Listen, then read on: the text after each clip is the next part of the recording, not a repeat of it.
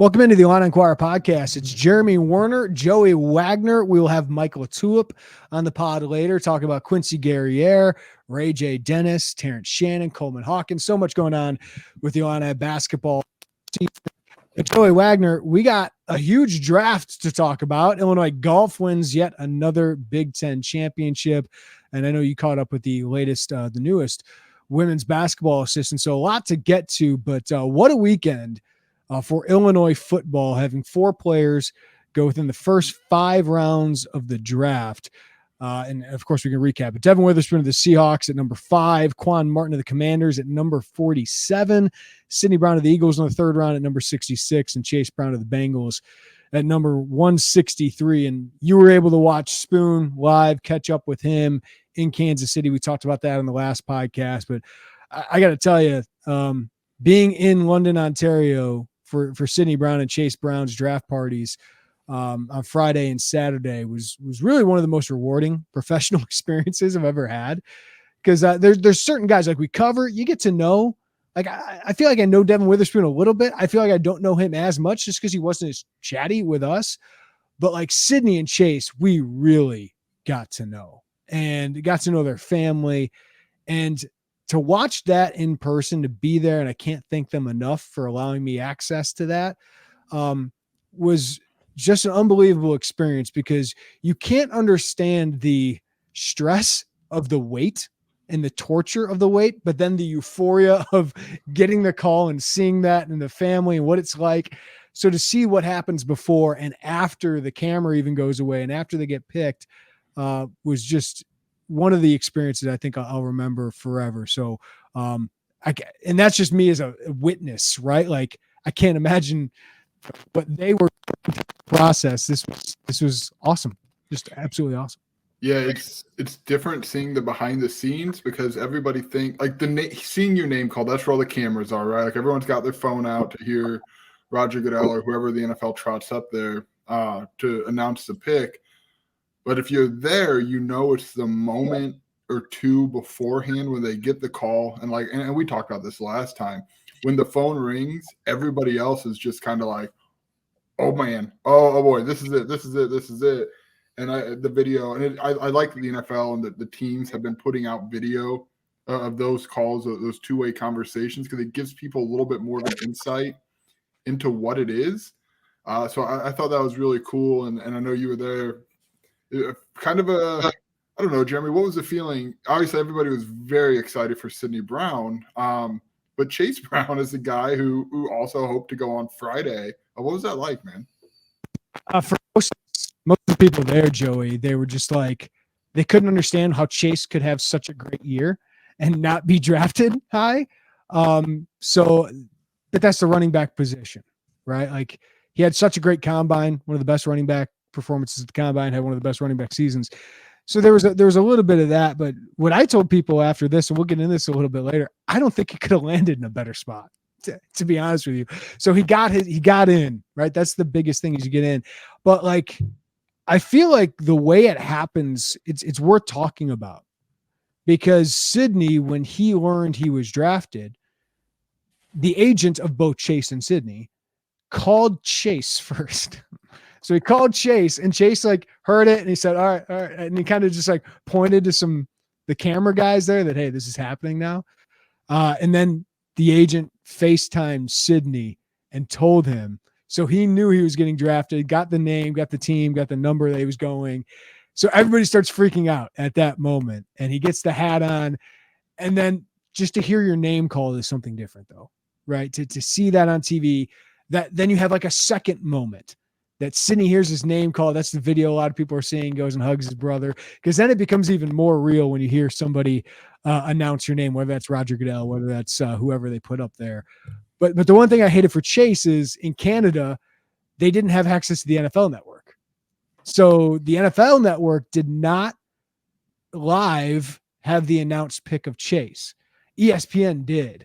But Chase didn't get to see that. He saw his name come up on screen, but he didn't get to hear his name and all of that. So it was a little bit different for him. It's a little bit different for those guys who don't go in the first 3 rounds, but still just an unbelievable moment for all those guys. And given the story, it's just everything they've overcome to get to this spot And you had his mother there, who everyone knows the story, was homeless for a time. They lived in a shelter for a time. His grandmother, who sacrificed so much. His host family from down at, in Bradenton, Florida, the Yates family made it there. His head coach at St. Stephen's Episcopal in Florida, those guys, their head coach was there. And of course, Brett Bielema and Tank Wright were there on Friday night. They had to go back for a recruiting visit on Saturday. But to have all those people there and their friends from Canada, it really took a village to raise those guys. But man, just their tenacity and everything, it's just it's really cool. And now they get to start their own journeys, which I think they're kind of excited about. Like they've pushed each other to this point, but now they get to kind of blaze their own trails. I think they're both excited about it. Yeah, it is. It's a really cool moment. And when you said the most, like people might, when you say most rewarding professionally, we get to do a lot of really cool stuff in this job, but gone to a couple of those as well. It's just nothing like it. Like I can't think of anything I've covered that even comes. Yeah. I mean, obviously now, listen, we've not covered teams with you're at the Big Ten tournament when Illinois won. We've seen like big wins, but like those are. I'm trying to think of the best way to put it. There's another layer of human element, and like obviously we love covering big games, and for Illinois basketball to play in bigger games, for Illinois football to start playing in more meaningful games, it's really cool. Like, but some of my favorite things are getting to know people. Like when it's my time to go, Joey, like, yeah, I'll remember some of the events I went to, but what am I going to remember? I remember the people. And, there's certain people that I've covered that are just like special, like Nathan Shieldhouse and Nick Allegretti and Isaiah Williams. I put in that one, Malcolm Hill, the Brown brother. Like there's just certain people that I always remember. And I can put coaches in here. I can put parents. I can put all, like, you get to know so many of these people and get to share their moments that they've worked so hard for, that this is kind of the culmination of that. Yes, winning a championship in the Big Ten is a big part of that. And so to see Trent Frazier and DeMonte Williams win that, and Ayo Dosunmu was amazing. But to see the professional dream come true and to see a whole family's life change is unbelievable. Like Devon Witherspoon is going to get a $25 million bonus from this. A kid who grew up with absolutely nothing. It's amazing. Yeah, and there's a level, I think the word is like an intimacy level, where it's not you're sharing these moments with 14, 15, 20,000 people. And not that there's anything wrong with that. Those are moments that are supposed to be celebrated as a community, but just to kind of see the walls down a little bit. And like we're so used to seeing Sidney Brown and Chase Brown as these nothing faze us guys, and Sidney knocks the snot out of people and Chase makes a move and all those things. When that happens, it's cool to see that moment. And it's cool that those two, Vidarian Lowe, Kendrick Green, since we've been here, to let us in on those moments. They don't have to do that.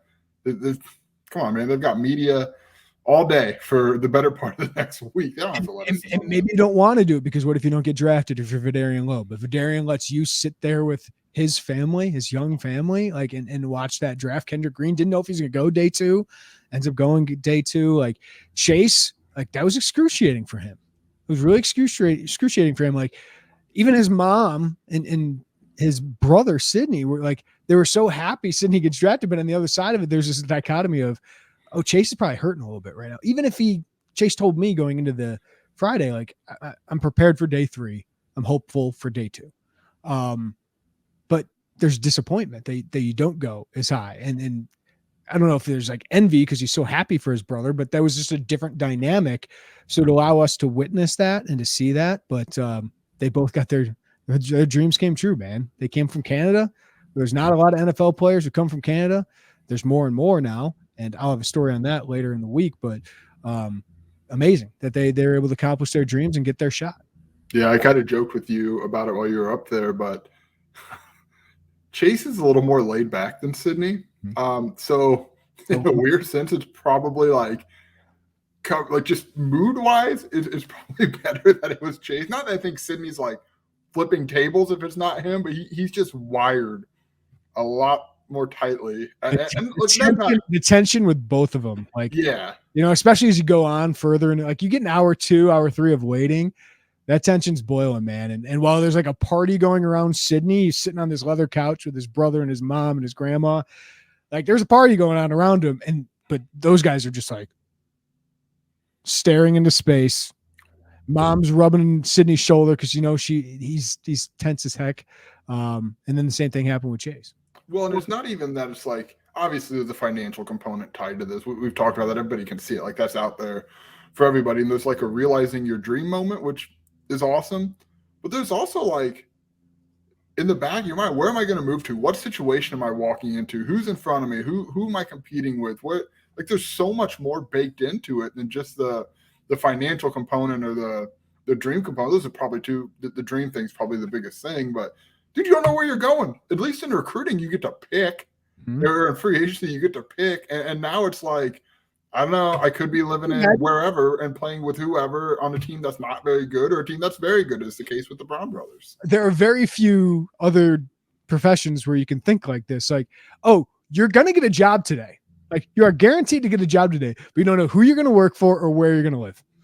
Like, and so you're just waiting on that. Like it's out of your control. And by the way, you don't know when you're going to find out. You think it's going to be at some point today, but it might not be. It might be tomorrow. It is stressful, dude. It is very, very, we say that like we know it's stressful. Well, you can read the stress on people. It's an incredibly stressful situation. Yeah. Brown's enough. I can't thank them enough for allowing us to be a part of that. Same thing, Devon Witherspoon. Obviously, it's different when you're at the NFL draft, but you've had it before, Joey, just being with Kendrick and being with Vidarian. Awesome accomplishment for those guys. It was a huge weekend for Illinois football, though, with the 4 players taken and 3 of them within the top 66 picks, of course. And Football Scoop, Joey, has this ranking of who won the NFL draft, and of course they do. They base this based on where they're drafted, so you get a certain amount of points for each, draft pick. So the higher the draft pick, the more points you get. Illinois ranked number 11 in this statistic.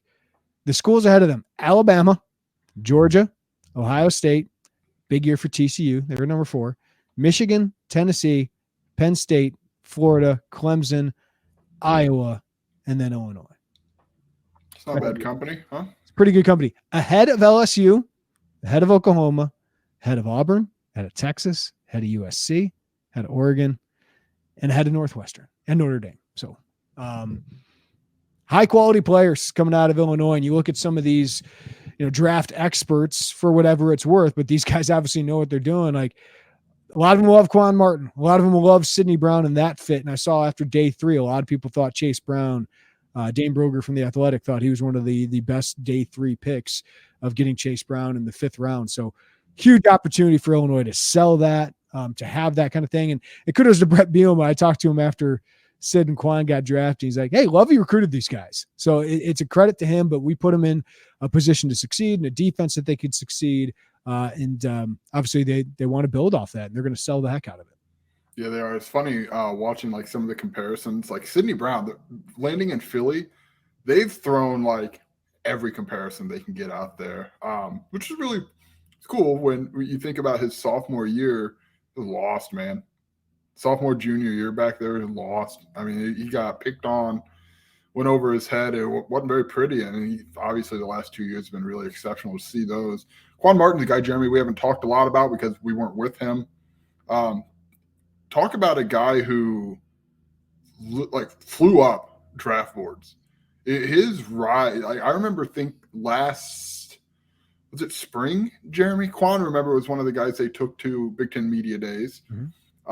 And Ryan Walters kept saying, guys, I'm telling you about Quan. I'm telling you about Quan. I'm telling you about Quan. And you think, okay, all right, well, he played pretty well last year. He's positionally versatile. We don't know where he's going to play. Nickel was the primary spot. And then it just happened fast. Like he tested very well at the combine. And then it was just, it was gas, man. He went all the way up. His 2nd round pick. And I know there was some, you always see, I don't know who's who on Twitter tweeting about the draft. Like, could he slide into the back of the 1st? Like, well, okay, let's slow down here a little bit. But he was right there. And this wasn't like not there's anything wrong with being a late 2nd round pick, but he was firmly in the middle of the 2nd round. And what a rise for that guy. Same class as Sidney Brown, all those statistics early in their career gets attached to him. He was part of that as well. Yeah. And really just flew up. Yeah, I was talking to Bielema about it, and he's like, yeah, he was probably like a 5th rounder, kind of going into the season. Teams were talking about maybe early in the season, but just had a great season. His versatility and the explosiveness he showed at the combine. I mean, it pops on film. He doesn't make as many plays on the ball as Sidney or Devon Witherspoon, but he still had 14 pass breakups, 2 interceptions, I believe. Sure tackler. He only missed like 6.1% of tackles last season. He's really, really sure in that regard. Yeah, just a really good all-around prospect, and just developed. So kudos. Ryan Walters coaches safeties. Like, I know Illinois fans don't like Ryan Walters and Kevin Kane tweeting about this. Like, you should. Like, they were a big part of developing some of these guys. Of course, Aaron Henry was too. Of course, Brett Bielema was too. So those guys were all really good at developing those guys, putting them in the right positions. I mean, that was part of Quan Martin. What is he? Is he a corner at the beginning of his career? Is he a safety? Is he is he a nickel? He thrived in that nickel. He played free safety at sometimes this year. So, yeah, huge for him to go to the Commanders at number 47. Sidney, man, like, I didn't think he was a draft pick. Like, was he a given draft pick coming into this year? And we were talking about Chase. How high will Chase Brown go?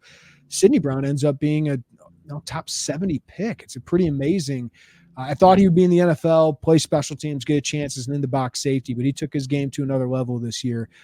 Among those draftees that went day 2, day 3, so Quan, Sidney, Chase, my favorite fit is Chase Brown to the Bengals, because Joe Mixon probably is only there for 1 more year.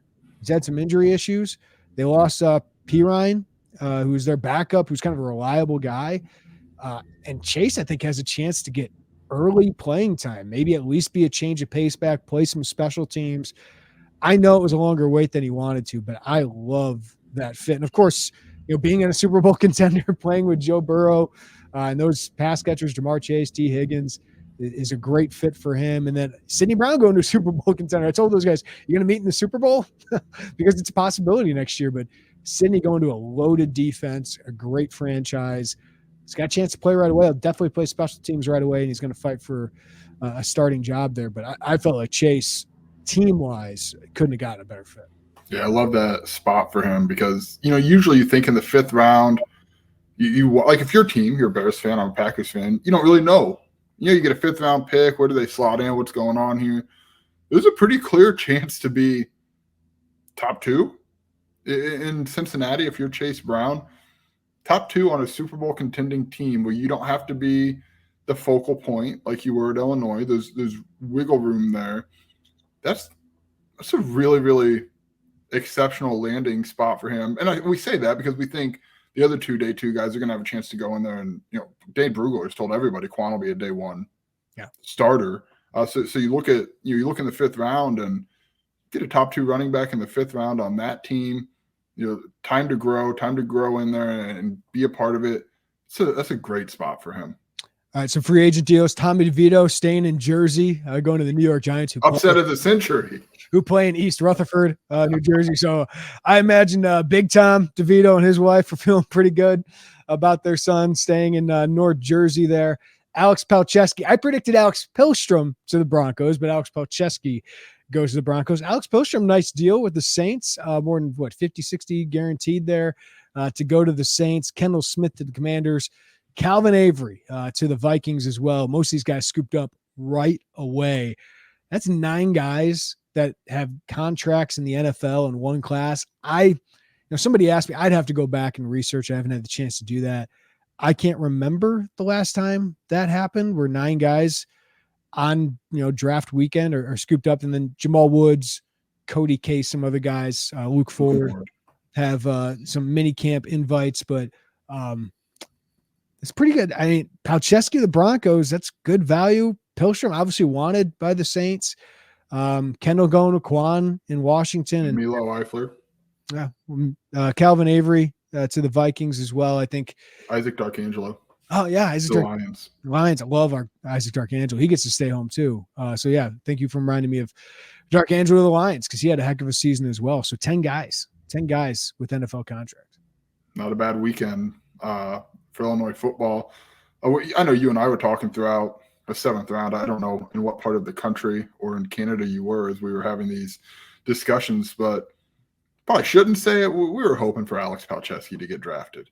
Yeah. That guy's he had a freaking broken neck in high school and then his ACL, and he was just kind of derailed and stuck with it. And we knew it meant a lot to him to be that fifth member of the 18 offensive line, but scooped up pretty quickly afterwards. We thought Calvin Avery was a candidate to maybe be a late round pick. And I said before the draft, I thought that would have been I say this knowing they had a top 5 pick, the best recruiting pitch of the weekend, because this guy was rotational at best, recruited over as a 4-star guy, and they would have been able to do that. Still a very good sell to get him into a training camp out of college. But man, it was.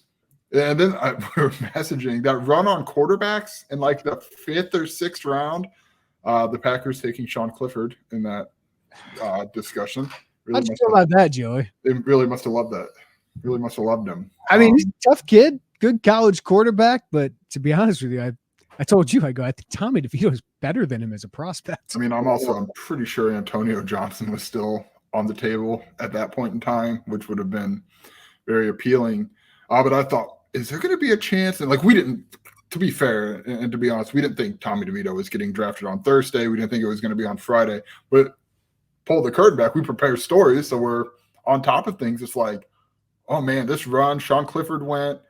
Could he be a guy who later in the Clifford went? I was like, yeah, we might need to get a story ready because it's the most quarterbacks I think ever drafted in an NFL draft before. So, yeah, teams valuing those backups, looking to find a cheap backup. Kind of understand. I don't think anybody's got delusions of grandeur that they're getting the next Brock Purdy or Tom Brady here, but if you like your guy, that's what they were saying on NFL Network. If you like your guy, get your guy, especially at quarterback. So you start to see teams doing that and going on runs. But big picture, Jeremy, this weekend was really, really good for Illinois football. You'll notice if you open old Twitter at your own risk, but Aaron Henry has quickly changed his Twitter profile to From the Green Room, like his photo of him, Brett Bielema, Devon Witherspoon.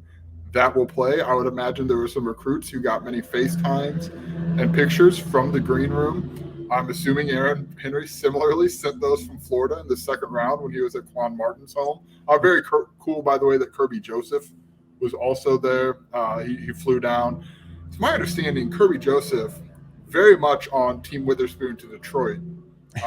And I do not know that he was the happiest camper that Seattle ruined those plans for him. But it's a really good recruiting pitch, Jeremy. 4 draft picks. As you mentioned, 10 total guys are going to find their way into camps. We'll see. We'll see who sticks come 53-man cut day way down then. But it's a good pitch right now to get in there. And these guys, you would think, especially some of those who quickly signed, are going to find their way to practice squads at worst. So you can use that, man. And this program is kind of the next step. Obviously, you keep winning football games, right? But you had to turn it. You had to get to a bowl game. And now you put in this, hey, we'll get you drafted. And as you mentioned, kudos to Brett Bielema for not trying to pretend like he recruited these guys to Champaign to begin with. They're guys he recruited who we think are going to have a chance to hear their name called. But it's a heck of a weekend for them, big picture. And now it's a matter of maximizing it, right? Especially in this 24 class where you're scrapping and clawing for some of those, especially in-state, bigger recruits. From 2017 to 2021, Illinois had 4 draft picks: DeJuan Smoot, Nick Allegretti, Kendrick Green, Nate Hobbs. Last 2 years, they've had 7: Kirby Joseph, Vidarian Lowe, Doug Kramer, Devon Witherspoon, Quan Martin, Sidney Brown, Chase Brown. And the good part is you could have had probably 1 or 2 more guys go if they decided to go in the NFL draft, maybe 3. And you got Johnny Newton back, who's probably going to go day 1 or day 2 next year. You got Isaiah Adams, who could have gone middle rounds, from what I was told, this year. He decides to come back, try to be a day 1, day 2 pick. You have Keith Randolph, Julian Pearl, Seth Coleman, Isaiah Williams, I think Pat Bryant and Tip Ryman down the line. So this doesn't feel like a one-off. It's not. You got 2 years in a row, and then next year you should have a couple more guys go pretty high as well. So Gabe Akis you're kind of holding on for those 3 years with him. He does not strike me as to what we saw as his freshman year as a 4-year player. NIL might have an impact on that when that time comes, but he's a guy who, like, come on, man, we're all looking at that and seeing an NFL guy at some point in the near future with him. The other thing that happened this weekend, Joey, is the transfer portal window that was open for 15 days is now closed. You might have some guys that entered the last day or two come available, be official in the next day or two. So we'll leave a little bit of wiggle room here. Something could change if one of those guys comes in late as the paperwork goes through. But 5 Illini entered the transfer portal, and only one guy was in the 2 deep. And that's CJ Hart. Shimon Cooper entered. Guy just really good prospect, just never added the strength or the weight that I think he probably needed. Struggled to find a home between the two coaching staffs. Prince Green got recruited over, had an opportunity, wasn't able to win one of those jobs. Rashawn Wilkins, they had it last year as a transfer. They've over-recruited him, obviously, with Denzel Daxon coming in here recently. And then Navion Cargill, who basically booted off the team, sounds like, after the bowl game, after 1 year at Illinois. So not a huge impact. I mean, I get people ask me this all the time, like, how have they done that? How have they been able to keep players who are impactful from entering the portal, like we're seeing at Michigan State, right? Like Keon Coleman and Peyton Thorne, another cornerback who's pretty good, entering the transfer portal. Illinois hasn't had that. I would give 2 reasons. One, they believe in this staff. And I think part of that is they saw a different staff and how it operated and now see this staff. And now they're seeing Devon Witherspoon. Some of these guys really elevate their games and go pro. They trust this staff to develop them, because you'd be naive to think that these guys are not being approached. They are by other schools with more NIL money. But Illinois is focusing their NIL efforts mostly on retaining players, and they've been able to retain players. So Icon Collective was huge in keeping Johnny Newton and Keith Randolph. And, I would say Gabe Akis is probably part of that as well, with how much attention he could get, whether he's in the transfer portal or not. He was not, of course, but teams want him. And we know there's teams going back channels to try and get these kids. So I think number one is the trust of the staff. Number 2 is Illinois has raised NIL money to retain players more than anything. Yeah, and I think you can be a little more aggressive in your retention approach, obviously, than you can be above the table in the pure recruiting approach. Yeah. And I think we saw that probably play out, getting some of those guys back from the NFL.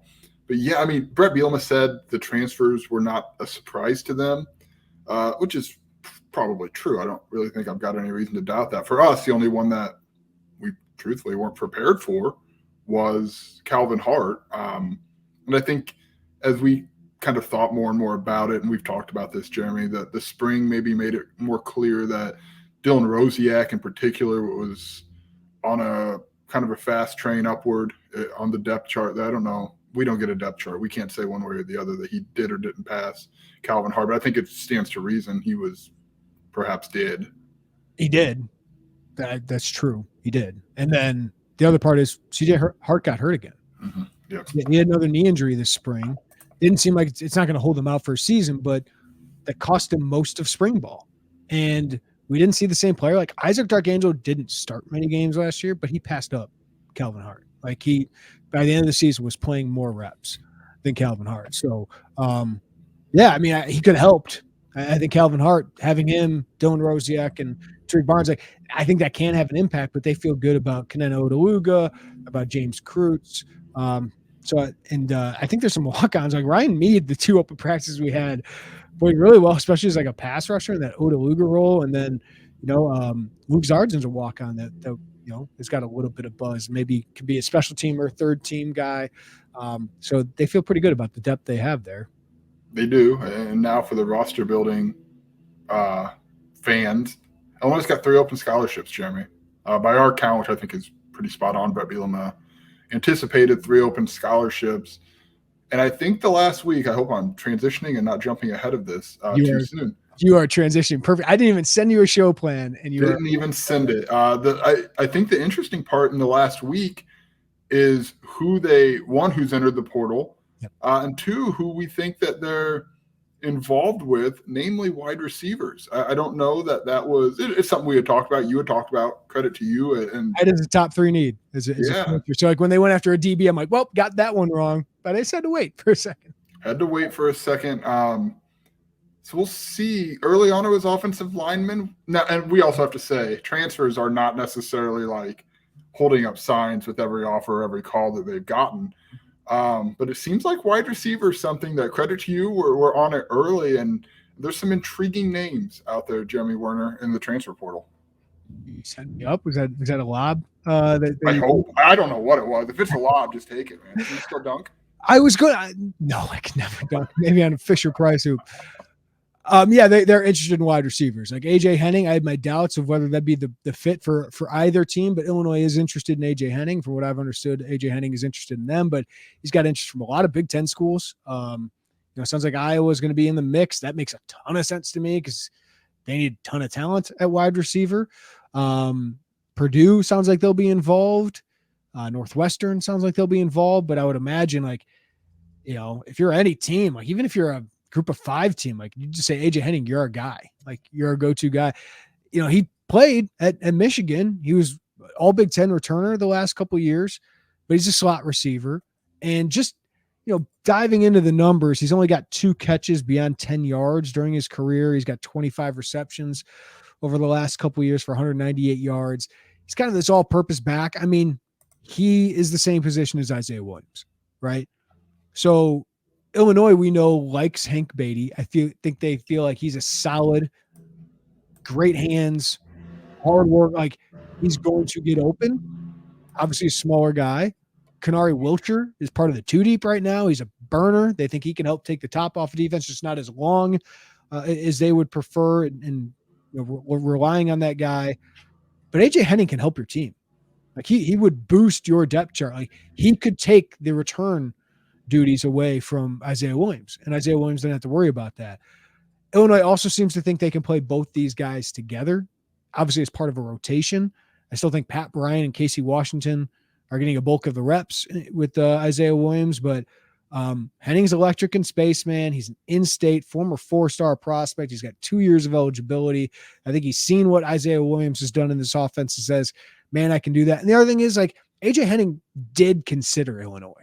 Like he did consider Illinois when Lovie Smith was here, but he had no reason to pick them at that time when he had offers from Georgia and Ohio State, and of course, Michigan and all these schools.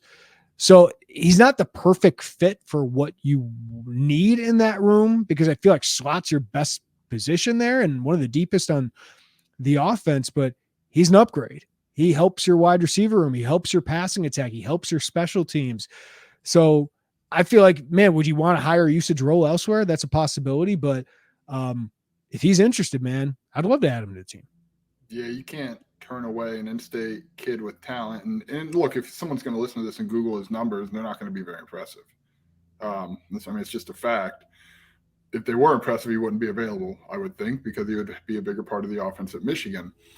But get somebody with talent from your state. And that's been Brett Bielema's thing, right? If you can help us win, he said, from the state, we'll have those conversations. And just imagine if you're a fan or if you're a coach and the appeal of this kid who was kind of over-recruited, it appears, at Michigan, not a big part of the rotation, comes in and you help get him numbers and help him take that step. That's a good pitch when you take that up to Chicago and say, hey, had one of your guys came here, we had the door open.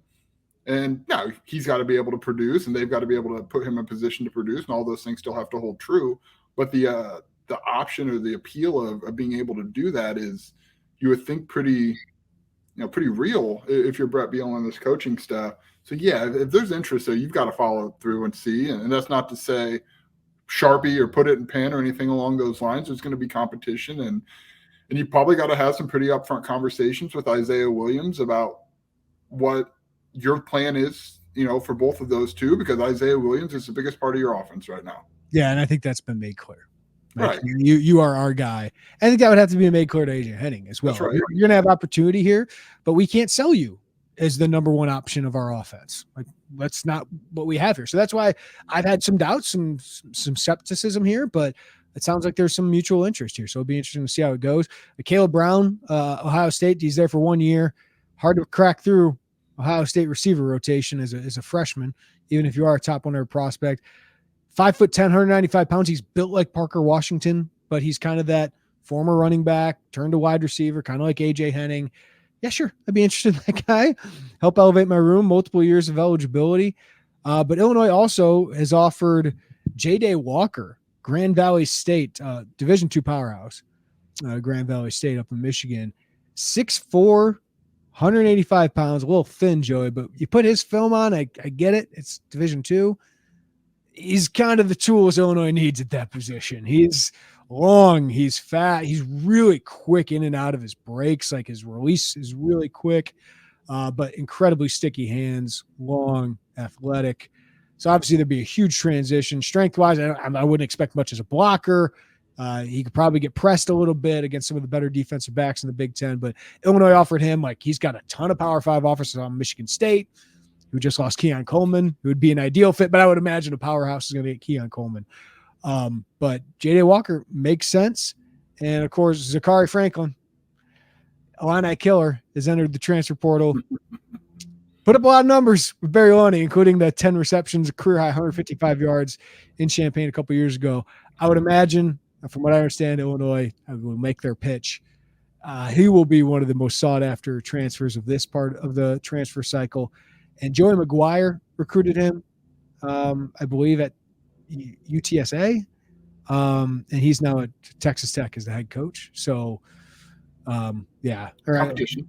Yeah. So I would imagine, like, Texas kid, Zachary Franklin, Big 12 will make a lot of sense for him, but I'm sure Illinois will kick the tires. But the point is, they're going after wide receivers. They are. That's telling, because we wondered about the middle part of the wide receiver depth chart. We knew the top three. It would appear to me that perhaps there is some room in the top three, depending on who you can. If you were to get Zachary Franklin, your top three probably changes a little bit with him. But we knew there was room in the middle, Jeremy, and we're seeing them maximize that, which tells you that, or try to maximize that, I should say, which tells you they're confident in their pitch. I don't know when the last time this program had any single reason to be confident in their wide receiver pitch. That hasn't been very good.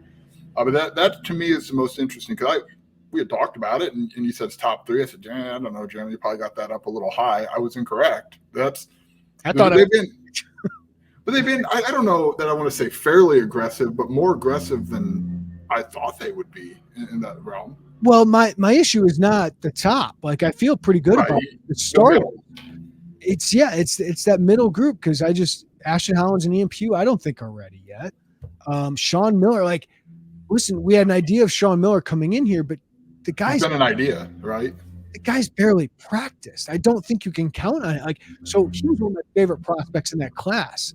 But things change. Like, he's still going to have an opportunity. He's going to be able to compete, but I just don't think you can go into the season counting on him if somebody gets hurt that he can be a Big Ten starter, because he's barely repped in practice, let alone in games. He had, 2 reps, I believe, last year in a game before he had that knee injury. And I love Malik Elzy. I'm a huge fan of Colin Dixon. They will be freshmen. So while I think those guys are, one of them will make an impact, it's just that's playing with fire a little bit with depth, because somebody's going to get hurt. Somebody's going to get hurt at that position. So you need more depth, and that's why I think A.J. Henning, like, you could sit there and go, I don't know, is this exactly what we need? Maybe not exactly the ideal of what you need. I think you need a long, athletic guy, but, man, I'll take that guy. He'll help my football team if he wants to be here. I'm just laughing at the thought that, like, it was a legitimate conversation. Like, I don't know, should they take A.J. Henning? It's not a real conversation. If he's interested and they're interested. Because you have these conversations of ranking these guys, of who you'd want. Like, yeah, sure, Zachary Franklin would be number one on my list. Can you get him? Like, who's gettable here? So the staff has a pretty good idea of that, I would imagine. Yeah, the programs really zoom out a little bit. Like, remember 3 years ago, whenever A.J. Henning was a recruit, and it was just like, I can't believe, goodness gracious, they missed on it. And now, like, people have to, I don't even think it's a large number of people. Like, 4 people are trying to talk themselves, 4 fans, not even in the building. Like, dude, programs come a long way that, like, there's somebody who actually has to try to, like, reckon this with themselves, when the answer is obviously take him if he's interested and don't look back.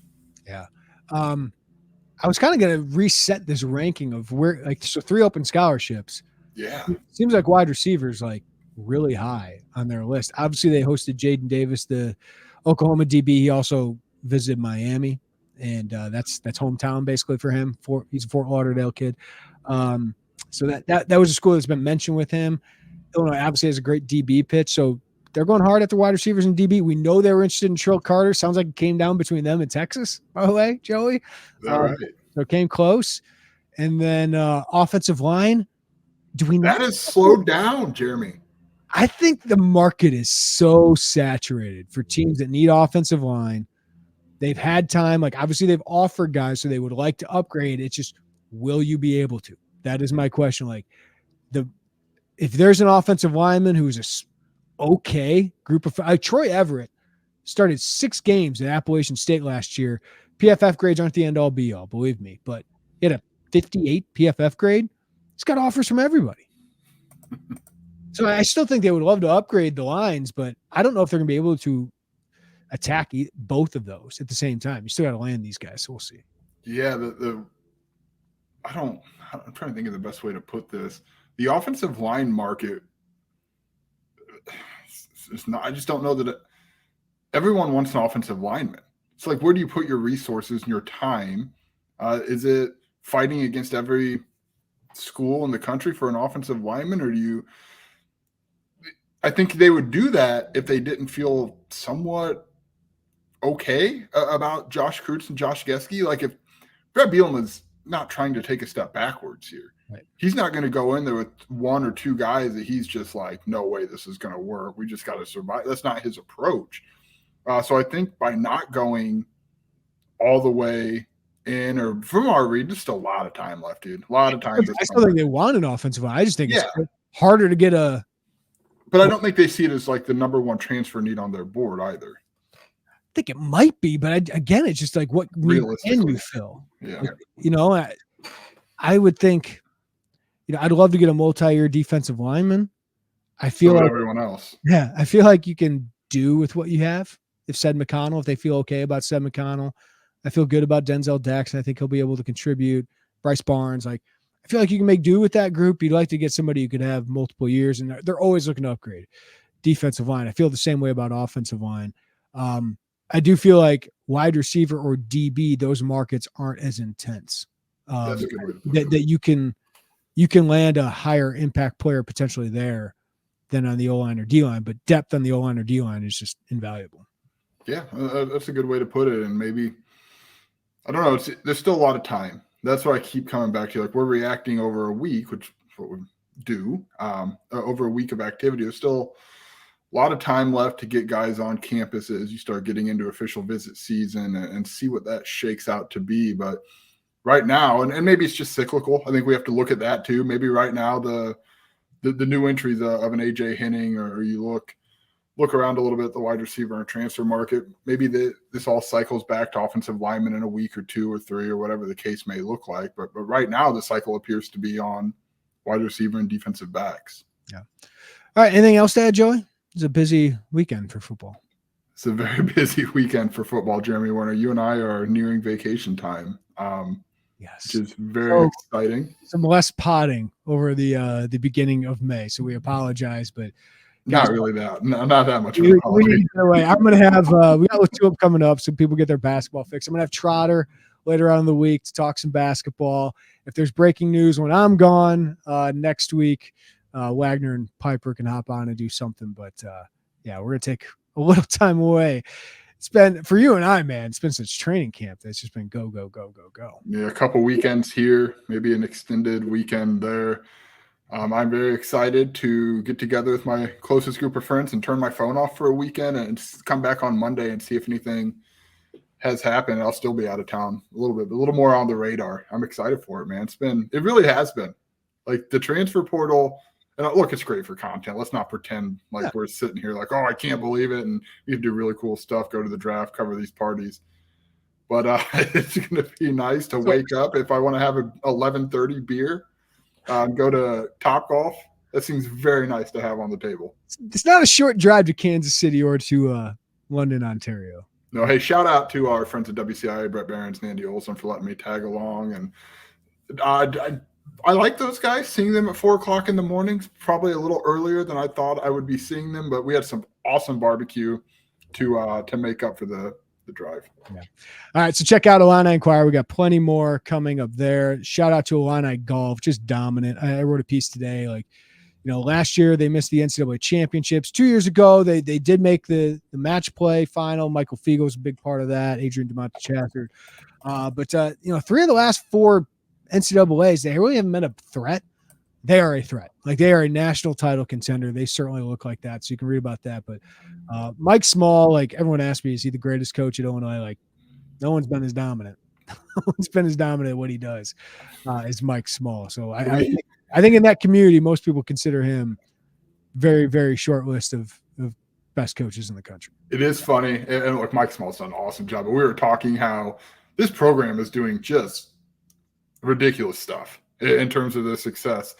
But Mike Small, one of the reasons he's as good as he is any quote, like, this team they have just absolutely bulldozed the last few tournaments. It's just horrifically uncompetitive in some of these. And it's like, you know what? Still not there. And that's not a knock on Mike Small. Mike Small's an awesome coach, but it is very funny to see it play out like that. Yeah, Mike is going to be like, yeah, we're good. We're playing well. We feel like we can compete with anybody. We got to bring it every tournament. You got to play from strength. That's one of his go-to lines. You got to play from strength. You got to be locked in every tournament. Otherwise, you get knocked out in the NCAA regional. It's not guaranteed. Like, so but that's part of what makes him successful, is he's able to get those guys' mindsets so focused on what they're doing. I think it's what's made, Brett Bielema really successful, is getting his guys to play smart. He talks about tough, smart, dependable.